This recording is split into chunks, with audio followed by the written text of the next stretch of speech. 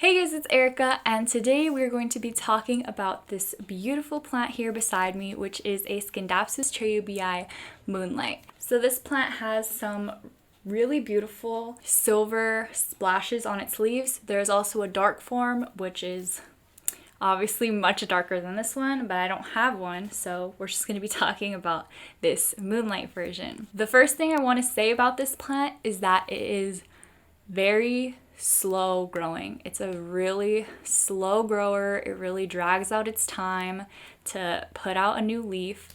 So if your plant is growing very slowly, that's why. You're probably not doing anything wrong. It's just your plant will grow bigger in its own time. But other than that, it's a really easy plant to care for and it shouldn't give you a hard time. Starting off with its light requirements, this plant can be in a low light to high light situation, bright and direct light. But if you keep it in a lower light area, I would recommend boosting the humidity. So when you drop the amount of light, I would recommend raising the amount of humidity you're giving the plant. For example, this is a cutting from my mama plants, and I keep it in a very, very low light environment. It's next to an east-facing window, but the window is covered by blinds at all times, so it really doesn't get a lot of light to it. And I keep it inside of this plastic bag, which keeps the humidity high at all times, and that has kept the plant happy and slowly growing. So you can see the new leaves coming out are bigger than the old ones, and it's looking pretty good. Over here, this plant I keep under my grow lights, which is medium to high light, and it has done pretty well without having a high amount of humidity in this room. I keep it at about 45% humidity, so if you don't have a humidifier, that is completely fine. This plant is not super picky about that. For the soil, I would recommend a chunky mix, a really well draining mix. As for most plants, I like to put a lot of orchid bark and pumice or perlite in the mixture. So if you buy a soil mix, you can add in pumice or perlite or orchid bark just to increase the airflow and help the soil drain out more quickly. With such a well draining soil, whenever it completely dries out, you can water the plant, and the plant will most definitely tell you that it's thirsty. The leaves will curl very drastically. You'll definitely know that it needs to be watered. Of course, you don't have to wait until the leaves start curling before you water it. You can water whenever the soil is dried out, and that would be more beneficial for the plant and hopefully keep it growing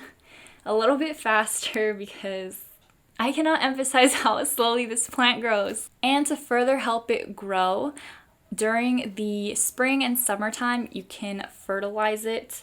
I like to use a fish fertilizer, and I will follow whatever it says on the back of the bottle and water it with that fish fertilizer every week or two, just to make sure the nutrients are all there and it's doing great. So I think that covers all the care for this plant.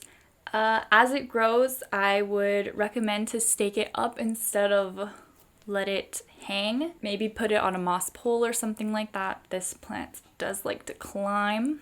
Other than that, I think we can get to the propagation portion of this video. The Scindapsus can be propagated by soil or by water. I personally like to propagate it in soil because it grows so slowly. I would just like to start it off in soil as it is.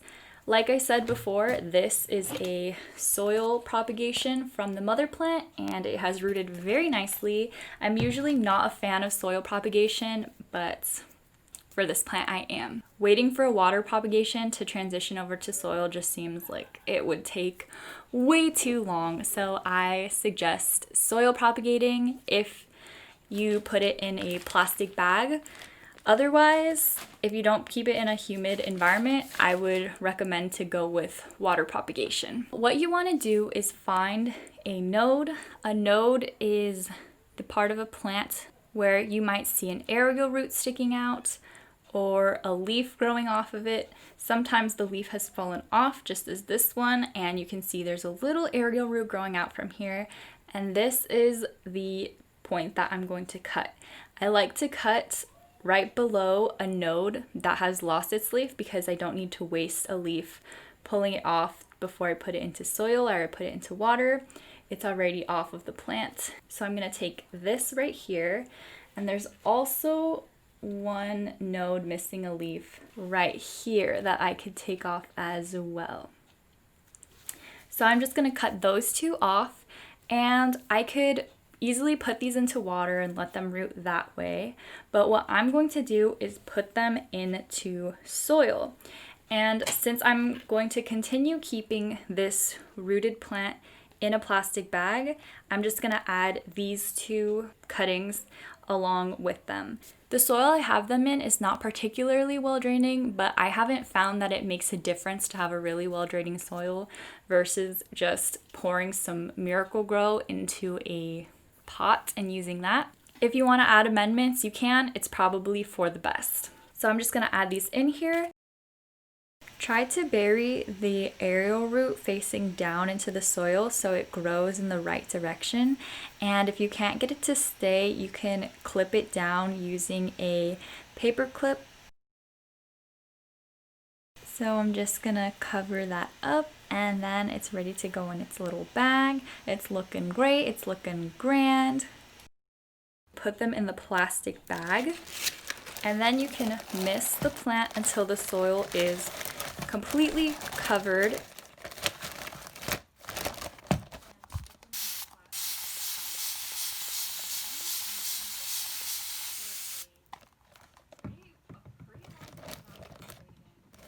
Once you're done misting, you can zip up the Ziploc, but don't zip it all the way so that there's still some space for air to flow through. And there might be some water pooling in the bag, and that is fine. These can actually go for a pretty long time without being sprayed again.